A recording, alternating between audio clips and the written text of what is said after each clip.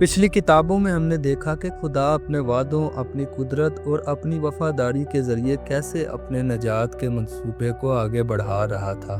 पैदाइश में वादा दिया गया, खरूज में आज़ादी मिली, अहबार में कुर्बानी की तालीम मिली, गिनती में फजल ज़ाहिर हुआ, इस्तिस्ना में फरमाबरदारी की ताकीद हुई, यशवा में वादे की तकमील देखी गई और कज़ात में देखा कि जब लोग खुदा से हट गए तो कैसे अंधेरा छा गया।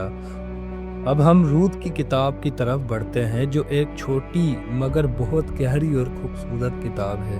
ये किताब मोहब्बत, वफादारी और खुदा की नजात के मंसूबे को ज़ाहिर करती है, जो आखिरकार यीशु मसीह में पूरी होती है। रूत की किताब कज़ात के ज़माने में लिखी गई, जब इसराइल में रूहानी अंधेरा और बेचैनी थी। लेकिन इस कहानी में हम देखते हैं कि खुदा खामोशी में भी अपने मंसूबे पर काम कर रहा होता है। नोमी और उसका ख़ानदान भूख के बायस बैतलहम छोड़कर मोआब चले जाते हैं। वहाँ इसका शोहर और दोनों बेटे मर जाते हैं। सिर्फ 2 बहुएं बचती हैं, उर्फा और रूत। नोमी वापस बैतलहम जाने का फैसला करती है तो रूत उसके साथ जाने पर इसरार करती है और ईमान का मशहूर ऐलान करती है, तेरी कौम मेरी कौम और तेरा खुदा मेरा खुदा होगा। यही लम्हा है जहां एक गैर कौम की औरत इसराइल के खुदा पर ईमान लाती है। बैतलहम पहुंचकर रूत गरीबों की तरह खेतों में खोशे चुनने लगती है। खुदा के इंतज़ाम से वो बोएस के खेत में जाती है, जो नोमी के शोहर का रिश्तेदार था। बोएस एक नेक और दीनदार आदमी था। वो रूत के ईमान और वफादारी से मुतासिर हुआ और उसके लिए रहम दिखाया। खुदावंद तुझे तेरे किए का बदला देगा और तुझे इसराइल के खुदावंद पर पनाह के नीचे कामिल अजर मिलेगा। नोमी ने रूत को मशवरा दिया कि वो बोएस से फिदिया देने वाले का हक मांगे। ये उस वक्त का कानून था कि अगर शोहर मर जाए तो करीबी रिश्तेदार उसके ख़ानदान के नाम को कायम रखने के लिए बेवा से शादी करे। बोएस ने मोहब्बत और वफादारी से रूत को अपनी बीवी बनाया। यूं रूत मुआबी होने के बावजूद इसराइल के ख़ानदान का हिस्सा बनी और उनके बेटे उबैद पैदा हुए, जो दाऊद बादशाह के दादा थे।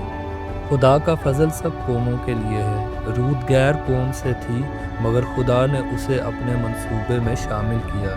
ये पेश ख़ैमा था कि नजात सिर्फ इसराइल तक महदूद नहीं बल्कि सब के लिए है। बोएस फिदिया देने वाला है, वो रूत के लिए फिदिया देता है, जैसे यीशु मसीह ने सलीब पर हमारे गुनाहों का फिदिया दिया।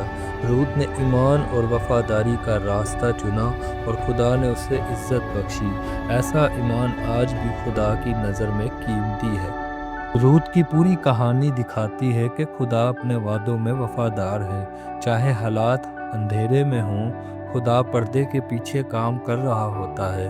नोमी की तख्लीकी गुर्बत और दुख के बावजूद खुदा ने आखिरकार उसके लिए बरकत का दरवाज़ा खोला।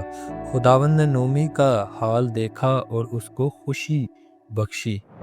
रूत ने नोमी के साथ वफादारी निभाई, अपना वतन, ख़ानदान और देवता छोड़कर इसराइल के खुदा को चुना। ये ईमान और मोहब्बत की आला मिसाल है। जहाँ तू जाएगी मैं जाऊंगी, तेरा खुदा मेरा खुदा होगा। रूत गरीब और गैर कौम की औरत थी, फिर भी खुदा ने उस पर फजल किया और उसे मौदा नस्ल में शामिल कर दिया। यह हमें याद दिलाता है कि खुदा का फजल नस्ल, कौम या पसे मंज़र नहीं देखता। खुदा का फजल सबके लिए खुला है। रूत की वफादारी से दाऊद की नस्ल कायम हुई और दाऊद की नस्ल से यीशु मसीह पैदा हुए। यूं ये किताब मुकाशफा तक फैले हुए नजाती मंसूबे का हिस्सा है। रूत की किताब हमें सिखाती है कि खुदा छोटी सी वफादारी को भी बड़ी बरकत में बदल देता है। चाहे हालात खड़े हों, खुदा पर्दे के पीछे काम कर रहा होता है और उसका फजल हमें यीशु मसीह की सूरत में मुकम्मल नजात देता है। खुदावंद का फजल आप सब पर होता रहे। आमीन।